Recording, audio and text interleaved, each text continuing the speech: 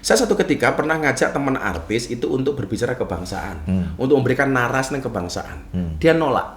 Alasannya apa? Negara saja nggak pernah care sama kita kok, kita suruh care sama negara. Nah, Karena memang orang-orang kayak kita sendiri, ya mohon maaf, nggak pernah, bro, diopeni sama negara.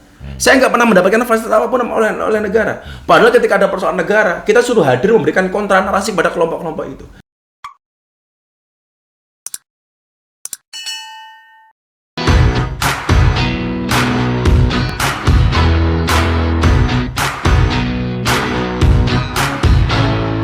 Kita Indonesia merah putih sama. Ini rumah kita bikin nyaman saja. Ini Indonesia tumpah darah kita. Merah putih sama bikin senang saja. kita lanjut lagi, Gus. Hmm. Ini kan belakangan ini orang selalu mempertentangkan kita di satu sisi untuk bagaimana tadi untuk tetap merawat meminta mengkampanyekan, mengajak anak-anak muda untuk cinta terhadap Indonesia, tapi satu sisi ada juga yang mempertentangkan ya, antara Islam dan negara, agama dan nasionalisme gitu. Ini gimana menurut fenomena apa sebetulnya ini? Saya pikir agama dan kebangsaan itu selaras ya. Selaras. Tinggal bagaimana kemudian kita mengemas kajian-kajian seperti ini tidak menjadi sebuah kajian yang membosankan.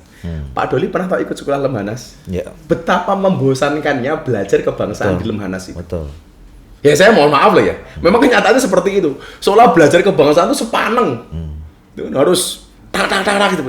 Bagi saya nggak harus seperti itu sih. Nggak rileks. Nggak rileks. Menakutkan. Bagi saya menyeramkan. metodologinya itu harus dirubah.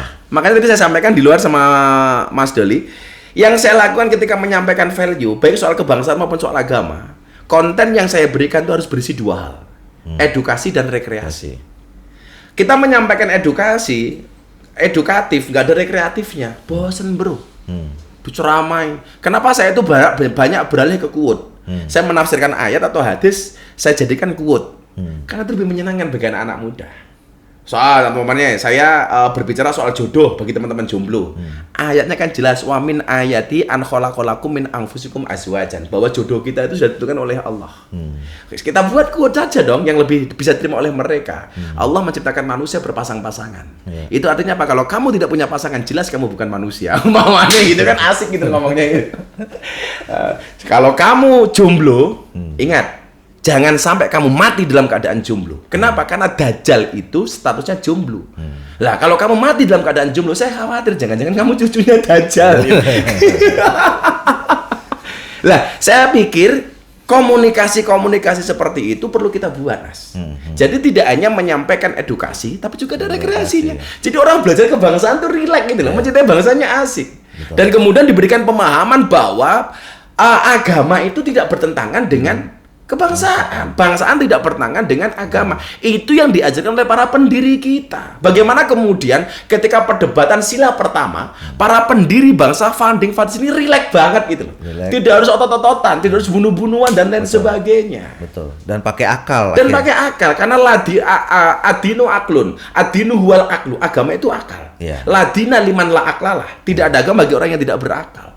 Makanya kenapa orang dengan gangguan jiwa dia tidak wajib untuk menjalankan perintah agama. Karena nggak punya akal. Karena nggak punya akal. Makanya teman-teman kameramen kalau nggak mau sholat gampang, jadilah orang dengan gangguan jiwa. Jadi kamu nggak perlu sholat. Itu pesan penting. Itu pesan penting. Buat anak-anak muda. Makanya kalau kamu nggak mau sholat, jadi ODGJ saja gitu. Iya. Atau pindah agama. Gitu.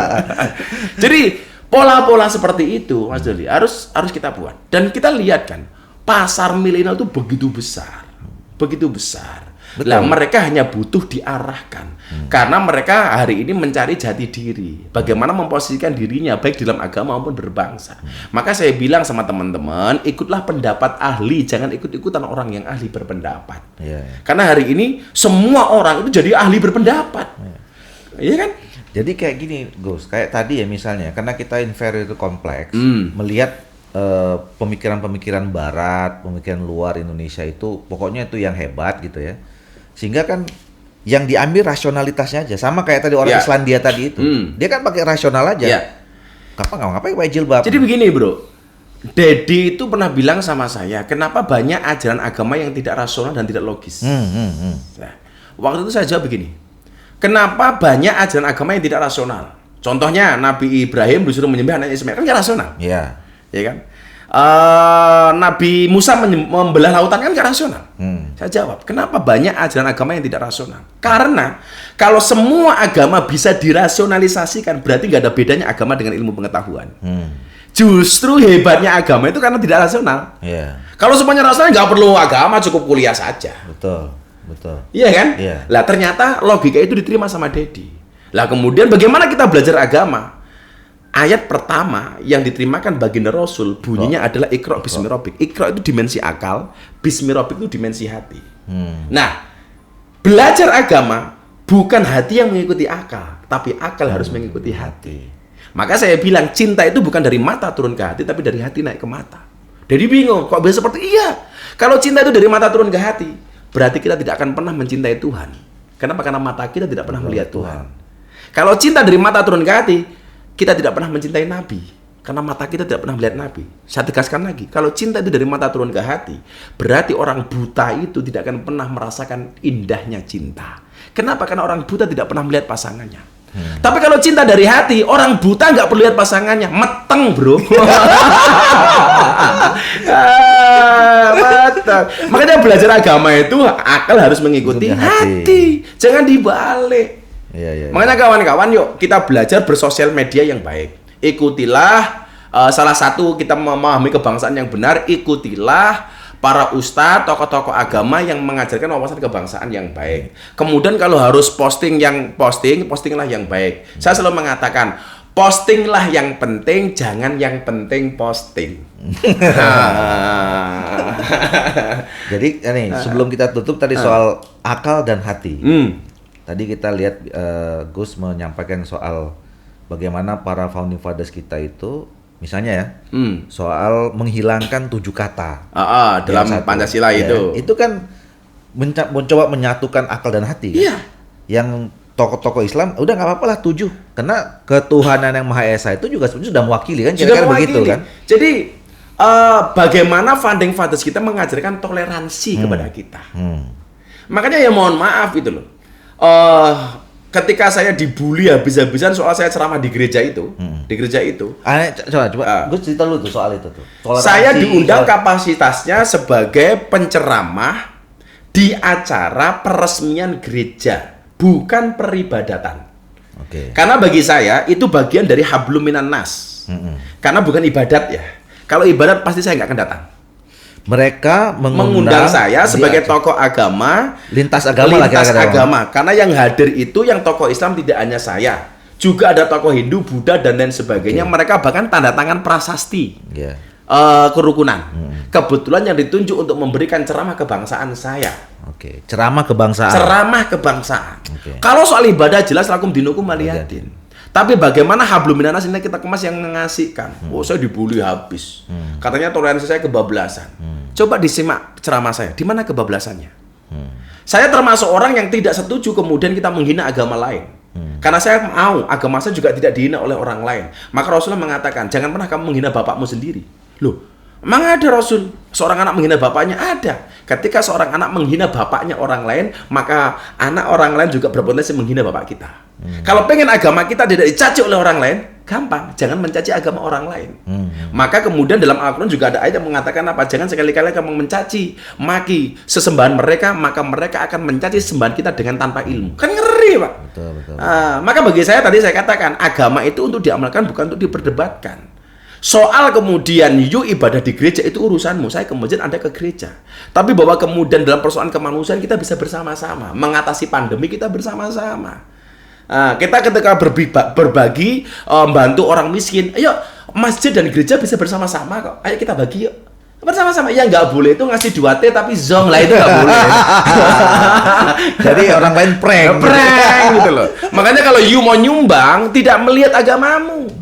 Jangan dilihat agamanya, kan nggak mungkin Pak Doli Kurnia ada pengamen di lampu merah nyanyi kemudian mau ngasih ditanya dulu agamamu apa, saya nasrani, gak jadi saya kasih, kan nggak mungkin. Semuanya dikasih. Itu yang pernah diajarkan oleh Nabi Ibrahim alaihissalam. Semuanya dikasih. Terakhir tuh, Gitu. apa ke depan yang harapan, terus sesuatu yang belum seorang Gus Miftah raih dalam kaitan dakwah dan kebangsaan? Yang tadi sempat saya singgung di awal, saya pengen membuat akademi kebangsaan. Oke. Semacam D1 lah, dan saya pengen negara mengakui ini. Oke. Mengakui ini. Bagaimana kemudian saya pengen mendidik dai-dai yang berwawasan nasionalisme, yang paham tentang 4 pilar kebangsaan, yang memahami Pancasila, Undang-Undang Dasar 45, memahami NKRI, memahami Boleh. Pancasila. Komisi 2 kan mitranya Badan Pembinaan Ideologi Pancasila. Nah. Nanti coba kita Iya. sama Dan ini ketua MPR punya utang sama saya. Pak Bang Masud. Pak Bamsud. Kemarin saya di Bali bikin kajian kebangsaan di Polda Bali sama teman-teman suku di sana, teman-teman banyak agama di sana. Beliau bilang, Gus Miftah mau kita angkat sebagai duta Pancasila. Pak Doli harus mengingatkan ini. Enggak. Kalau duta Pancasila itu BPIP juga. Makanya. Kan saya bilang nih. Ini saya tagih. Boleh. Boleh. Melalui Komisi 2. Boleh. Nanti kita Lah gimana? Orang ngelanggar, nggak hafal Pancasila, malah jadikan duta Pancasila. Please deh. Kita yang bekerja mati-matian, ngomong soal kebangsaan dan sebagainya, nggak ada apa-apanya. Orang ngelanggar apa dijadikan, orang nggak pakai masker malah jadi duta masker. Ini gimana sih?